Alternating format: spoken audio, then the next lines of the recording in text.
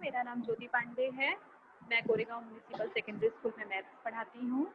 आज हम हमारा शुरू से मैथ्स 1 जो है वो रिवाइज करेंगे। मैथ्स 1 में जैसे हम जानते हैं हमारा पहला जो चैप्टर है समुच्चय का है, उसका हमने प्रश्न संग्रह हल कर लिया है, प्रकीर्ण प्रश्न संग्रह हल कर लिया है।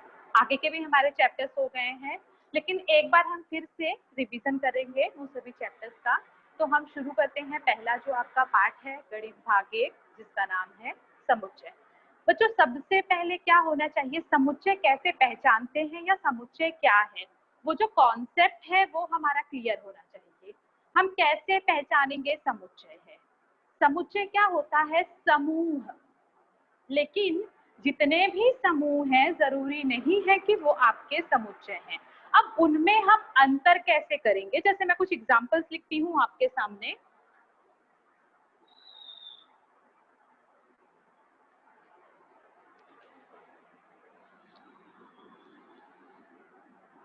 पहला उदाहरण है फूलों का गुच्छा।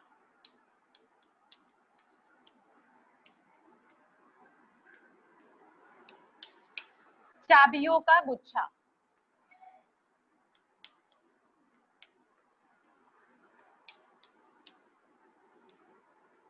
पक्षियों का झुंड।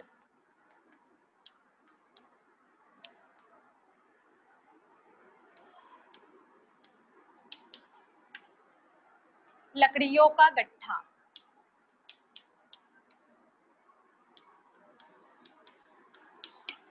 इन सभी उदाहरण में आप देखेंगे ये जो शब्द है, जैसे गुच्छा हो गया, झुंड हो गया, गट्ठा हो गया, ये सभी शब्द क्या दर्शाते हैं, हमें समूह दर्शाते हैं। मतलब वो जो वस्तु है वो एक नहीं है आपके पास, समूह में है, बहुत सारी वस्तु है उसकी आपके पास। तो समुच्चय जो है वो भी समूह दर्शाता है, लेकिन किस तरह का समूह दर्शाता है। अब समूह बताने के लिए हम अलग अलग शब्दों का उपयोग करते हैं, जैसे कि यहाँ पे हमने गुच्छा का उपयोग किया, ये भी गुच्छा है, ये झुंड है, ये गट्ठा है। तो किस तरह का समूह दर्शाता है समुच्चय, ये भी क्लियर करने के लिए मैं आपको कुछ एग्जाम्पल बताती हूँ। जैसे मैंने कहा कि कक्षा के होशियार बच्चों का समूह। अब अगर हमें पहचानना है ये समुच्चय है या नहीं, तो हम कैसे पहचानेंगे। कक्षा के होशियार बच्चे। अब कक्षा के होशियार बच्चों में अब उसका चेक करने का, उसका मापदंड का कोई क्राइटेरिया नहीं है। उसमें मेरा उत्तर और आपका उत्तर ऐसा भी हो सकता है कि अलग अलग हो। मेरे लिए कोई बच्चा होशियार है, आपको लगता है कि नहीं वो उतना होशियार नहीं, आपने उसका नाम नहीं लिखा, तो इसमें मेरा और आपका उत्तर अलग अलग हो सकता है। उसी तरह से अगर मैं बोलूं कि गांव के खुश लोगों का समुच्चय, तो गांव में कौन खुश है कौन नहीं है, इसमें भी मेरा जो क्राइटेरिया है पहचानने का, मेरा जो मापदंड है वो अलग होगा और आपका अलग होगा। तो हम दोनों का जो लिस्ट रहेगा, नाम का जो लिस्ट हम बनाएंगे, ऐसा हो सकता है, ऐसी पॉसिबिलिटी हो सकती है कि हम दोनों के नाम का लिस्ट जो है वो अलग अलग बनेगा। लेकिन अगर मैं आपसे कहूँ कि सप्ताह के दिनों का समूह, तो वो हम, मेरा और आपका, हम दोनों का उत्तर सेम रहेगा। हम दोनों लिखेंगे रवि सोम मंगल बुध गुरु शुक्र शनि, इस तरह से हम दोनों का उत्तर जो है वो सेम रहेगा। तो जब उत्तर जो है वो निश्चित रहता है, सेम रहता है, तो उसे हम क्या कहते हैं, समुच्चय कहते हैं। अब जैसे गांव के खुश लोगों का समूह, तो उसमें जैसे मैंने अभी आपको एक्सप्लेन किया कि उसमें जरूरी नहीं है कि मेरे लिस्ट में जितने लोग आते हैं उतने ही आपके लिस्ट में आए, तो इसमें मेरा और आपका उत्तर अलग अलग हो सकता है। लेकिन अगर मैं कहूँ सप्ताह के दिनों का समूह, तो उसमें हम दोनों सेम लिखेंगे, सोमवार मंगलवार बुधवार गुरुवार शुक्रवार शनिवार और रविवार। तो जिसमें निश्चित होता है, जिसके आंकड़े निश्चित होते हैं, उसे हम समुच्चय कहते हैं। जिसके आंकड़े फिक्स होते हैं, हमें मालूम है उसका उत्तर क्या है और सभी के लिए वो उत्तर सेम होता है, उसे हम समुच्चय कहते हैं। जैसे कुछ और उदाहरण पे हम चर्चा करते हैं। जैसा मैंने अभी आपको एग्जांपल दिया, सप्ताह के दिन।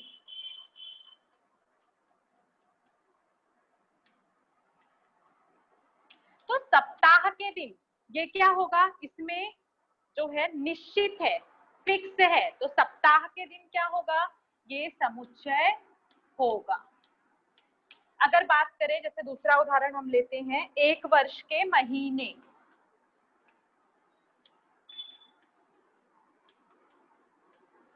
इसमें भी उत्तर जो है वो निश्चित है, इसका भी उत्तर निश्चित है। 1 वर्ष में कितने महीने होते हैं, हमको मालूम है 12 होते हैं।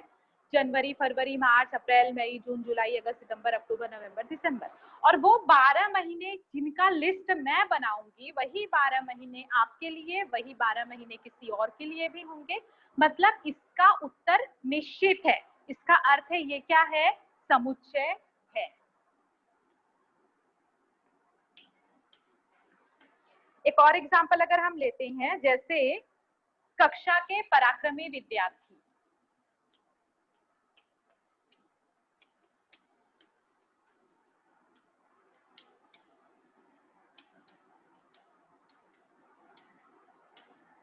कक्षा के पराक्रमी विद्यार्थी। अब देखो बच्चों, अब कक्षा के, मुझे ऐसा लगेगा कि हाँ ये बच्चा पराक्रमी है, ऐसा भी हो सकता है कि आपको लगे कि नहीं ये उस लेवल तक नहीं है। तो इसमें हमारा आंसर जो है वो अलग अलग हो सकता है, मतलब इसका उत्तर निश्चित नहीं है। तो इसलिए ये क्या होगा, समुच्चय नहीं होगा। इसका उत्तर निश्चित नहीं है। कक्षा में कितने बच्चे पराक्रमी हैं, कितने बच्चे बहादुर हैं, उसका उत्तर निश्चित नहीं है। मेरे लिए कुछ और होगा, आपके लिए कुछ और होगा, किसी और के लिए कुछ और होगा। तो ये क्या होगा, ये समुच्चय नहीं है। तो जो आपको ये तीसरा एग्जाम्पल मैंने दिया, इसका आप लिखोगे समुच्चय नहीं है। तो इस तरह से हम निश्चित करते हैं कि जो भी आपको उदाहरण दिया गया है, हम पहचानते हैं कि दिया हुआ उदाहरण समुच्चय है या नहीं। अगर उसका मान फिक्स है, उसका मान निश्चित है, उसकी परिभाषा हम क्लियर डिफाइन कर सकते हैं, क्लियर हम उसकी परिभाषा आपको बता सकते हैं, तो इसका अर्थ है वो समुच्चय है। नहीं तो बाकी एग्जाम्पल जो है वो समूह हम बना सकते हैं, लेकिन वो समुच्चय नहीं है।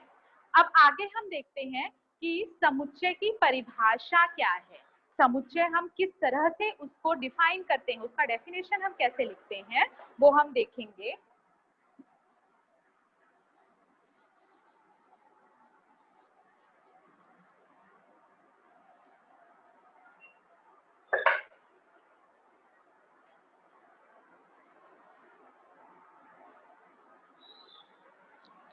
समुच्चय की परिभाषा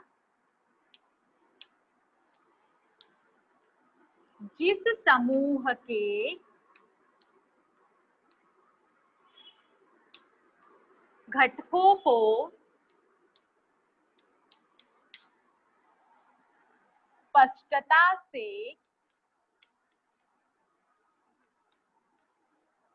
स्पष्टता तथा अचूक व्यक्त किया जा सकता है,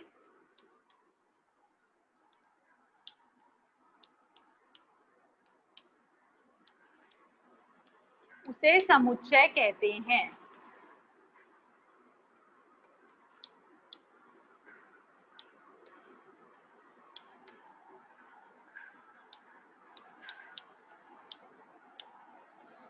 तो बच्चों, समुच्चय की परिभाषा क्या है, जिस समूह के घटकों को स्पष्टता से, जैसे मैंने भी आपको बताया, उसका उत्तर जो है हमको मालूम है, सबके लिए सेम है, उसे हम स्पष्टता से बता सकते हैं और अचूक, बिना गलती किए बता सकते हैं। तो उसे क्या कहा जाता है, उन समूह को क्या कहा जाता है, गणित की भाषा में हम समुच्चय कहते हैं।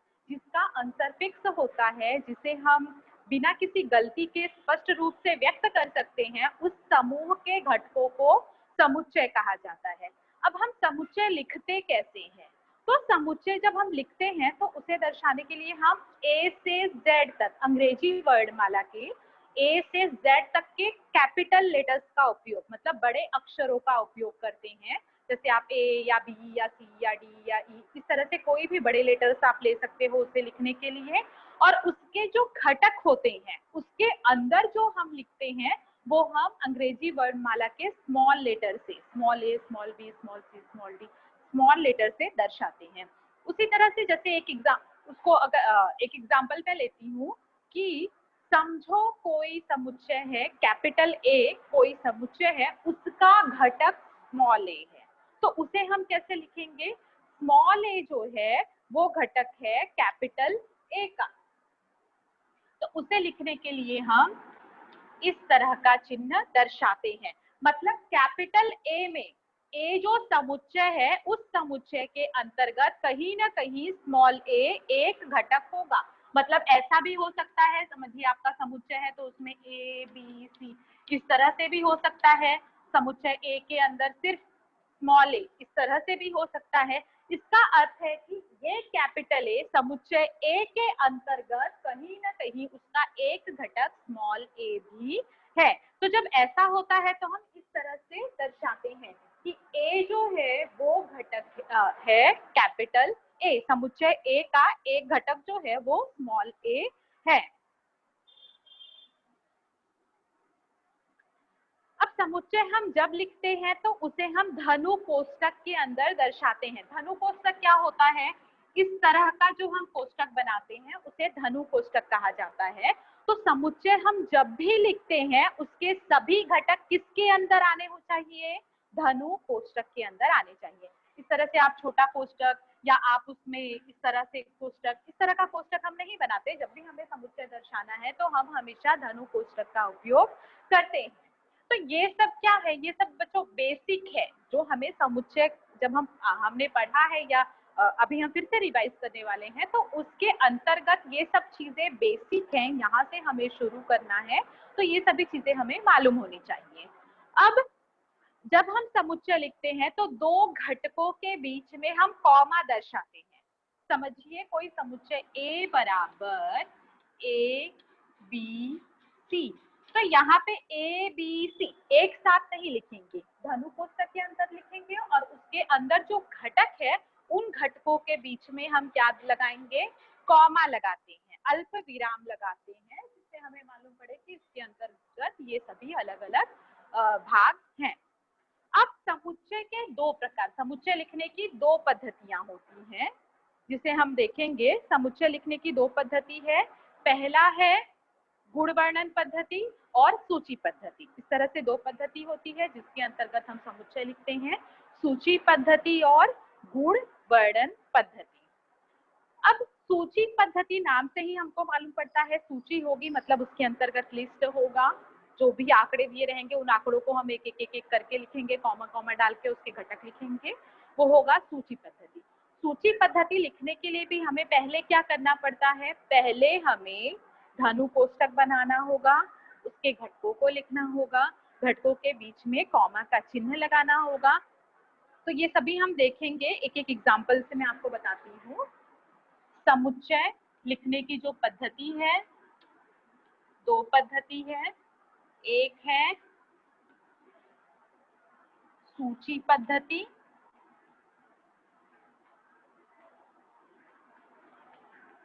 और दूसरा है गुण वर्णन पद्धति।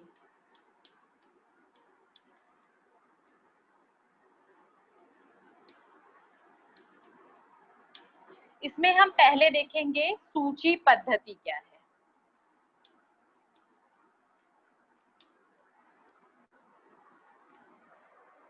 सूची पद्धति क्या है? जैसे मैंने अभी आपको बताया, इसमें हम लिस्ट बनाते हैं।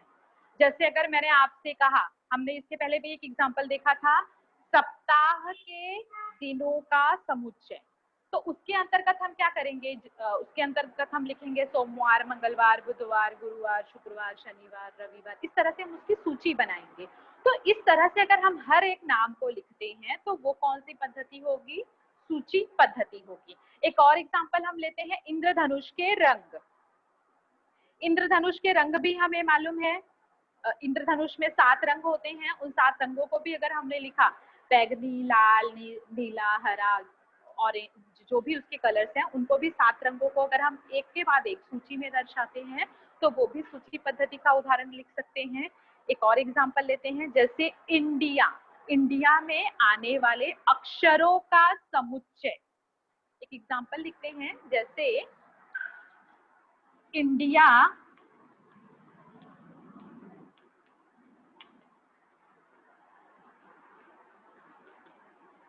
में आने वाले अक्षरों का समुच्चय।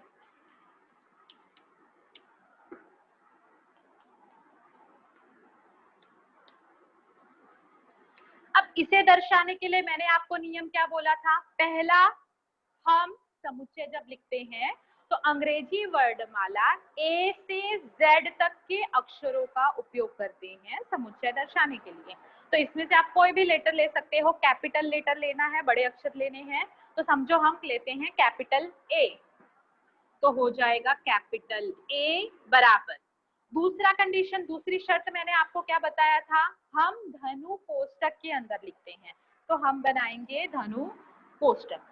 अब इंडिया के अंदर जितने भी लेटर्स आते हैं INDIA, उनका हमें समुच्चय लिखना है, तो उन लेटर्स को हमें लिखना है। तो उन अक्षरों को, जैसे अब यहाँ पे हमने पहला, आप देखो कि क्या आया है आई, दूसरा क्या आया है एन, तीसरा क्या आया है डी, चौथा क्या है आई। लेकिन जब जिस अक्षर को हमने एक बार लिख लिया है उसे आपको दोबारा लिखने की जरूरत नहीं है। एक बार हमने आई लिखा है तो आपको दोबारा आई लिखने की जरूरत नहीं है। तो ये हमारा हो गया IND। उसके बाद क्या होगा, आई नहीं लिखेंगे, लास्ट में क्या लिखेंगे हम ए। तो इस तरह से हम दर्शाएंगे। इसके अंदर आएगा आपका IND, आई नहीं आएगा और फिर क्या आ जाएगा ए। तो ये है इंडिया में आने वाले जो भी लेटर हैं उनका समुच्चय। तो बच्चों जब हम सूची पद्धति में लिखते हैं तो हमें कुछ बातों का और ध्यान रखना पड़ेगा, जैसे एक बार जो घटक आ गया है उस घटक को आपको दोबारा लिखने की जरूरत नहीं है।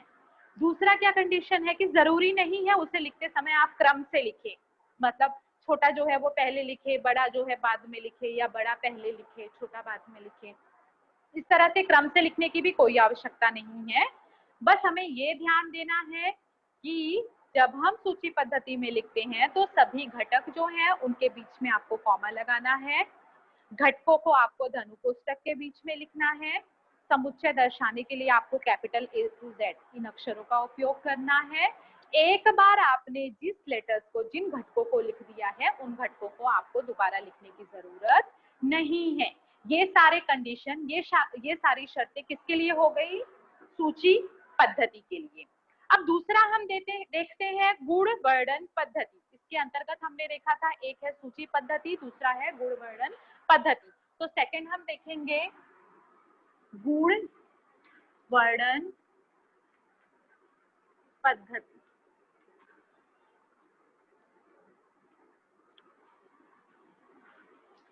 सूची पद्धति की तरह ही गुण वर्णन पद्धति भी है। इसे भी लिखने के लिए जो कंडीशन है, कुछ कंडीशन जो है दोनों में सेम है। जैसे अगर आपको समुच्चय दर्शाना है तो इसमें भी आप कैपिटल अक्षर का उपयोग करोगे।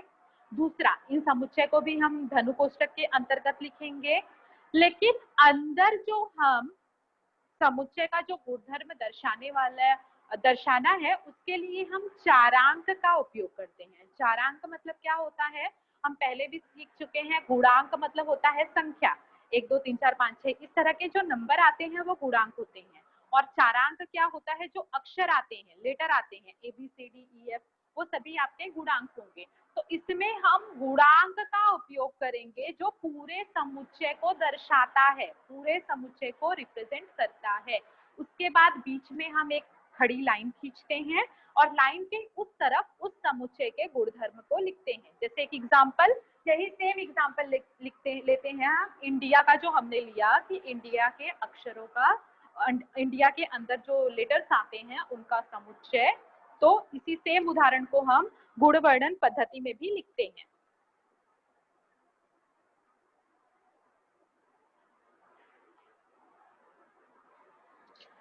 अब जो शर्त था मैंने आपको कहा कि सेम रहेगा, पहले इंडिया में आने वाले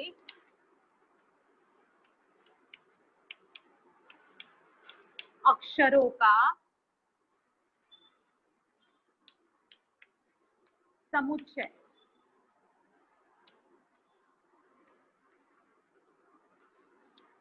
ए बराबर, अब यहाँ पे हमने क्या किया था, INDA इस तरह से लिखा था। इसमें हमें क्या करना होगा, ए बराबर चारांक का उपयोग करते हैं, हमने x का उपयोग किया। उसके बाद खड़ी लाइन, एक खड़ी लाइन बनाते हैं। एक्स, एक्स जो है ये क्या है, इंडिया में आने वाले अक्षर हैं। तो हम कैसे लिखेंगे एक्स, एक्स जो है यह इंडिया इस शब्द के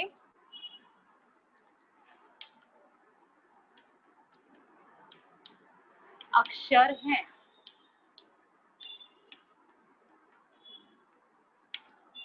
एक्स ऑब्लिक एक्स यह जो है इंडिया इस शब्द के अक्षर हैं। इसमें हमने सूची नहीं बनाई, सारी स्पेलिंग को, सारे अक्षर को हमने फिर से INDA इस तरह से नहीं लिखा है। हमने क्या लिखा, एक्स जो है वो पूरा इंडिया को, इंडिया के अंदर जितने भी अक्षर आते हैं उनको रिप्रेजेंट करता है। और उसके बाद क्या किया, खड़ी लाइन बनाई और उस एक्स के बारे में लिखा कि ये इंडिया इस शब्द के अक्षर है। मतलब इसमें जितनी भी स्पेलिंग आती है उनको कौन दर्शाता है, एक्स दर्शाता है। तो ये है पद्धति गुणवर्धन लिखने का। गुणवर्धन पद्धति में हम किस तरह से समुच्चय को दर्शाते हैं, सूची पद्धति में किस तरह से दर्शाते हैं, ये दोनों हमने देखा। अब कुछ उदाहरण भी लिखेंगे। अब बच्चों जैसे हम जानते हैं, हम छोटी कक्षा से पढ़ते आए हैं कि प्राकृतिक संख्या क्या है, पूर्ण संख्या क्या है, पूर्णांक संख्या क्या है, तो उसे भी हम समुच्चय के अंतर्गत दर्शा सकते हैं। जैसे मैंने आपको इसके पहले भी बताया था, प्राकृतिक संख्या जो होती है नेचुरल नंबर कहा जाता है, उसे कैपिटल N से दर्शाया जाता है। जैसे अगर हम प्राकृतिक संख्या का समुच्चय हमें लिखना है, प्राकृतिक संख्या का समुच्चय लिखिए, इस तरह से आपको प्रश्न आया, तो नेचुरल नंबर कहते हैं, N से दर्शाते हैं। तो प्राकृतिक संख्या शुरू होती है 1 से, तो 1, 2, 3 इस तरह से आपका जो है डॉट आगे रहेगा। क्यों डॉट आगे रहेगा, ये कोष्टक जो है वो क्यों खत्म नहीं हो रहा है, क्योंकि प्राकृतिक संख्या असंख्य है। ये हमको मालूम है कि प्राकृतिक संख्या जो है वो असंख्य है, तो इसलिए ये डॉट जो है वो आगे आपका कंटिन्यू रहेगा। उसी तरह से अगर हमें कहते हैं पूर्ण संख्या, पूर्ण संख्या होल नंबर, ये शुरू होता है 0 से, 0, 1, 2, 3, ये भी आपका डॉट जो है वो आगे तक रहेगा। उसके बाद हम बात करते हैं पूर्णांक संख्या, इंटीजर जिसे कहा जाता है, आई से दर्शाते हैं। अब पूर्णांक पे क्या होगा, 0 के संख्या रेखा पे 0 के दाईं और बाईं दोनों ओर आने वाली संख्याओं का समावेश होता है। इसका अर्थ है कि प्लस धनात्मक संख्या भी रहेगी इसके अंतर्गत और ऋणात्मक संख्या भी रहेगी। तो ये कैसे होगा समझिए, यहाँ पे मैं शुरू करती हूँ -3, -2, -1, 0, 1, 2, 3, दोनों तरफ हमने डॉट डॉट लिखा है क्योंकि दोनों तरफ असंख्य है।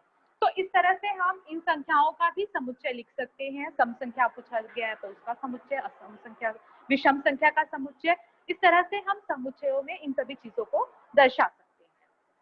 अब बच्चों ये तो मैंने तीनों एग्जाम्पल जो लिखे वो किस में लिखे हैं, सूची पद्धति में लिखा है। इसको हम गुणवर्धन पद्धति में भी दिखा सकते हैं। कैसे दिखा सकते हैं, समझिए हम प्राकृतिक संख्या लिख रहे हैं, तो प्राकृतिक संख्या 1 से शुरू होती है, अनगिनत जाती है, तो हम उसे कैसे लिख सकते हैं, जैसे धनु कोष्ठक हम बनाएंगे, लिखेंगे x/x। x क्या है, यह प्राकृत संख्या है। अब यह प्राकृत संख्या है, मतलब 1 से लेके अनगिनत तक जितनी भी संख्या है उन सभी संख्याओं का समावेश इसके अंतर्गत है। दूसरा, जैसे अगर हम पूर्ण संख्या लिखते हैं तो उसमें भी सेम यही लिखेंगे, x/x, यह पूर्ण संख्या है। तो ये हो गया सूची पद्धति।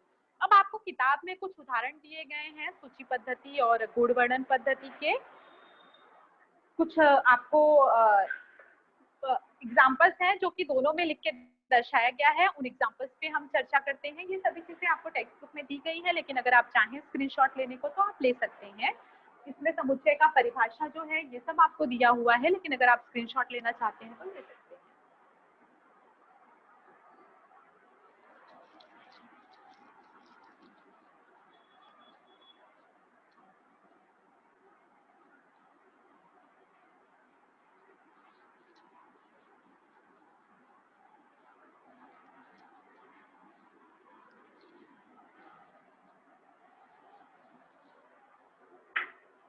बच्चों कुछ एग्जाम्पल्स दिए हैं जिसे हम सूची पद्धति और गुण वर्णन पद्धति में लिखेंगे। जैसे पहला उदाहरण है, गुण वर्णन पद्धति में आपको दिया हुआ है a बराबर x/x, यह डिवीजन शब्द के अक्षरों का समुच्चय है।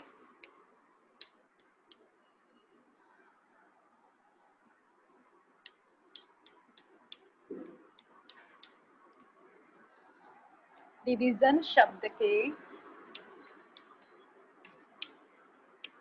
अक्षरों का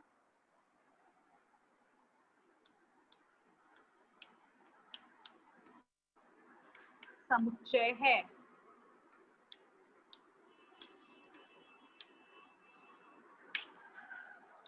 अब ये आप देखोगे तो किसमें दिया हुआ है आपको, गुण वर्णन पद्धति में। अब अगर इसे हमें सूची पद्धति में लिखना है तो हम कैसे लिखेंगे, a बराबर, सारे अक्षर लिखेंगे, d i v i। अब एक बार अगर आपने i लिखा है तो दोबारा आपको i लिखने की जरूरत नहीं है। तो d i v, i लिखने की जरूरत नहीं है। s फिर i है, वो लिखने की जरूरत नहीं है। o और n, ये हो गया आपकी सूची पद्धति में हमने डिवीजन लिखा है। आई एक बार लिखा है इसलिए 3 बार आया है, लेकिन आपको 3 बार लिखने की जरूरत नहीं है। हम कितनी बार लिखेंगे, सिर्फ एक बार लिखेंगे। दूसरा उदाहरण है आपको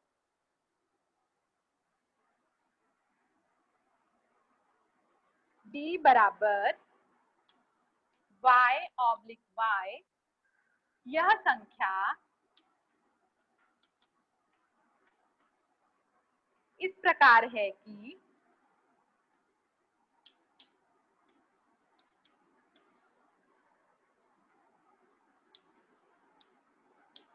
y का वर्ग बराबर 9।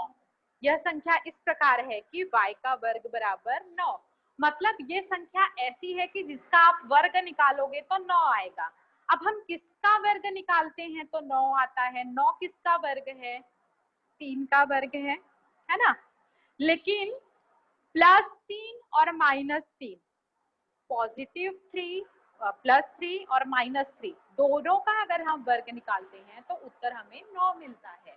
तो इसका हम कैसे लिखेंगे, b बराबर -3 और +3 का भी वर्ग निकालेंगे 9 होगा, -3 का भी वर्ग निकालेंगे 9 होगा। तो b बराबर -3 +3। उसके बाद एक और एग्जाम्पल दिया है, c बराबर, तीसरा उदाहरण है आपको, c बराबर z/z, यह संख्या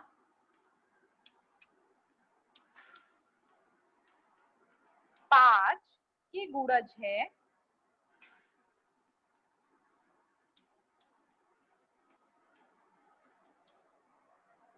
जो 30 से छोटी प्राकृत संख्या है।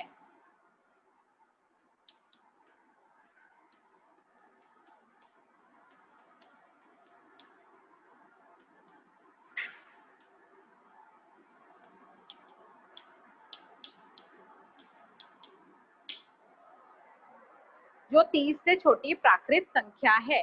अब यहाँ पे 5 का गुणज है, इसका अर्थ है 5 के पहाड़े में आएगा, क्योंकि उन सभी संख्याओं में हम 5 से भाग दे सकते हैं। 5 का गुणज है और किससे छोटा होना चाहिए, 30 से छोटा। तो 5 के पहाड़े में जितनी भी संख्या आती है और वो सभी संख्या 30 से छोटी है, उन सभी संख्याओं को हम इसमें लिखेंगे। जैसे हो जाएगा आपका c बराबर 5, 10, 15, 20, 25। 30 लिखेंगे क्या, नहीं लिखेंगे। क्यों, क्योंकि हमको 30 से छोटी संख्या लिखना है। तो 30 से छोटी संख्या 5 के बारे में जो भी आती है वो सब इसके अंतर्गत आ जाएगी। 5, 10, 15, 20, 25। तो ये आपका एग्जाम्पल है, कुछ उदाहरण हमने जो देखे जिसे हम गुण वर्णन पद्धति और सूची पद्धति में किस तरह से लिखते हैं। अब बच्चों आगे ना आपको, आप अपनी किताब में देखोगे पृष्ठ क्रमांक 3, पेज नंबर 3, एक आपको सारणी दी गई है, टेबल दिया गया है, जो कि कहीं कहीं लिखा है, कहीं कहीं आपको भरना है। मतलब उसमें कई बार ऐसा है कि गुण वर्णन में दिया है, आपको सूची पद्धति लिखनी है, और कई में ऐसा है कि सूची दिया है, गुण वर्णन लिखना है। तो उस सारणी को भी हम किस तरह से भरेंगे देख लेते हैं।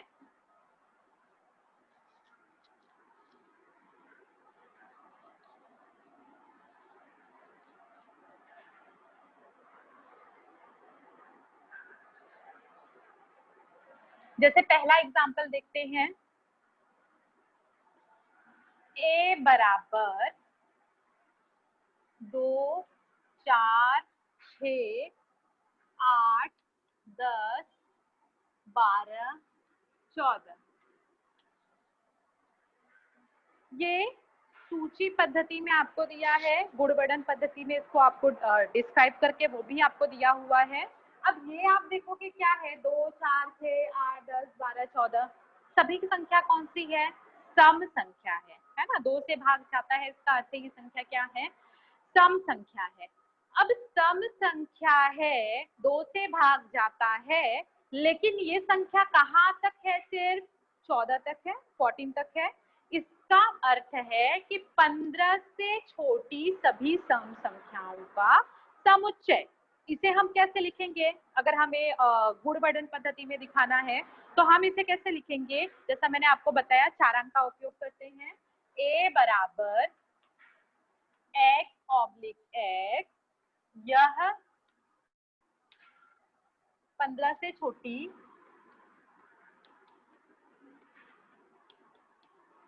सम संख्या है।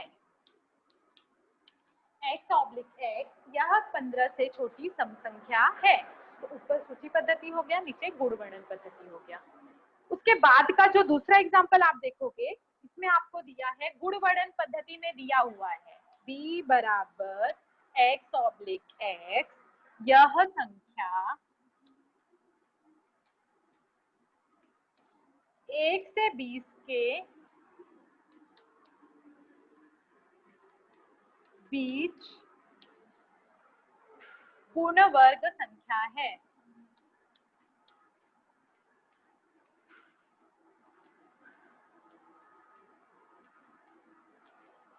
अब पूर्ण वर्ग संख्या है मतलब वो संख्या जो किसी ना किसी की वर्ग हो। अगर हम एग्जाम्पल लेते हैं, 1 से 20 के बीच में पूर्ण वर्ग संख्या कौन कौन सी हैं, तो बात करते हैं, एक किसी का वर्ग नहीं होता, 2 भी नहीं होता, 3 भी नहीं है, 4 पूर्ण वर्ग है, किसका है, 2 का। तो इसमें पहला, इसमें सूची में जब हम लिखेंगे तो इसमें पहला अक्षर क्या आ जाएगा हमारा, 4, क्योंकि 4 वर्ग है 2 का। फिर 5 नहीं है, 6 नहीं है, 7 नहीं है, 8 नहीं है, 9 किसका वर्ग है, 3 का। तो हम इसमें 9 लिखेंगे।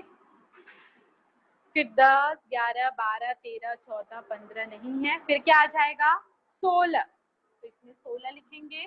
फिर 17, 18, 19, 20, इतना ही हमको लेना है। तो यहाँ पे हमारा धनु कोष्ठक बंद हो जाएगा। तो 1 से 20 तक का वर्ग जो है, पूर्ण वर्ग, वो क्या होगा, 4, 9 और 16।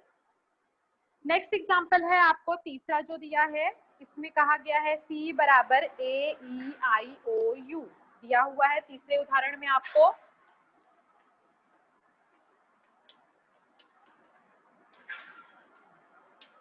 ये सभी आप देखोगे तो क्या है, ये अंग्रेजी वर्णमाला के सभी जो हैं वो स्वर हैं, अंग्रेजी वर्णमाला के स्वर हैं, वॉवेल्स जिसे हम पढ़ते हैं तो वॉवेल्स कहते हैं, ये सभी वॉवेल्स हैं। तो उसे दर्शाने के लिए अब आपको सूची पद्धति में बता दिया गया है, देख के हमको समझ में आ गया, AEIOU सभी वॉवेल्स हैं।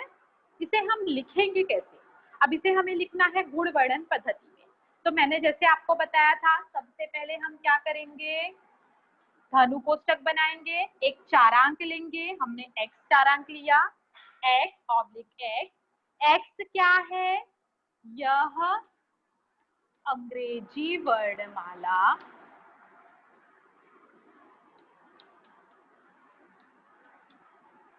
के स्वर है। AEIOU क्या है, अंग्रेजी वर्णमाला के स्वर है।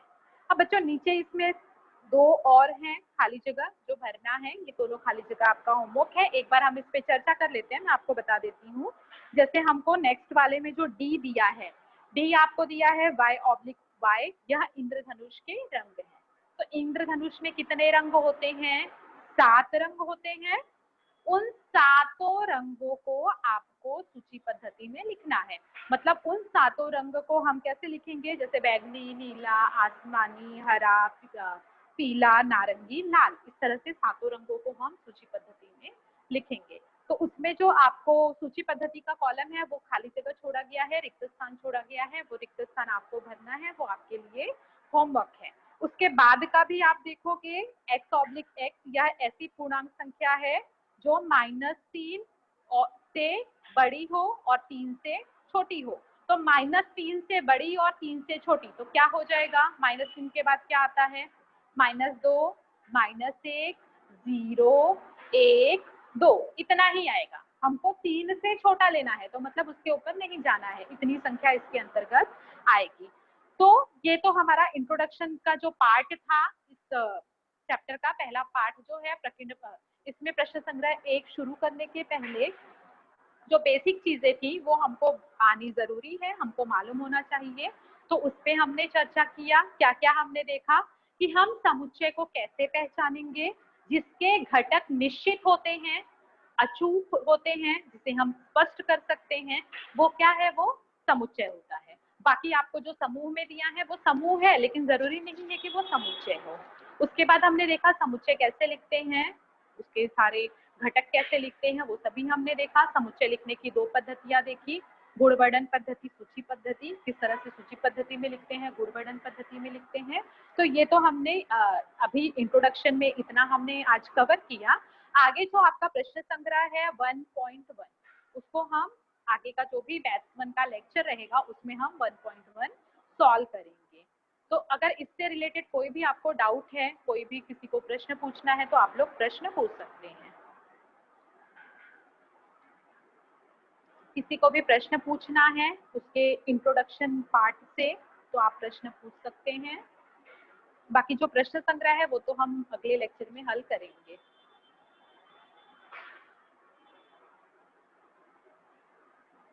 किसी को कुछ पूछना है? आप सभी को ये सब चीजें क्लियर हो गई? कैसे हम पहचानेंगे, कैसे हम लिखेंगे, ये सारी चीजें क्लियर हो गई? ठीक है, तो किसी का हैंड रेज नहीं है बच्चों, तो इसका अर्थ है आपको इतना समझ में आया है। अगर नहीं भी समझ में आया है, कोई और डाउट है, तो आगे जब हम प्रश्न संग्रह हल करेंगे तो आप अपने प्रश्नों को पूछ सकते हैं। तो यहाँ पे मैं अपना ये लेक्चर जो है ये खत्म करती हूँ, इसको विराम देती हूँ। धन्यवाद।